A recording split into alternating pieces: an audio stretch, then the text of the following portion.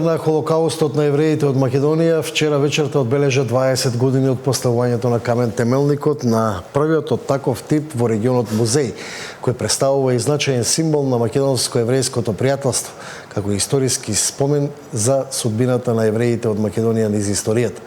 На настанот беше промовирана книгата на Тихомир Карамфилов "Евреите од Македонија" и отварањето на меморијалниот центар на Холокаустот на евреите од Македонија. Меѓу гостите беше и претседателката Гордана Силјановска-Давкова. Управниот одбор и раководството на фондот и меморијалниот центар доделија 130 благодарници за лица кои дале несебичен придонес кон изградбата на овој објект. Меѓу нив се поранешниот претседател на државата Ѓорги Иванов, екс-американските амбасадори Филип Рикер, Джилијан Миловановиќ, академици, представници на еврејската заедница во Македонија, меѓу оние на кои им е доделена благодарница за придонес е и Мартин Протугер за неговата подршка при изградбата на меморијалниот центар и подршка на еврејската заедница во Македонија.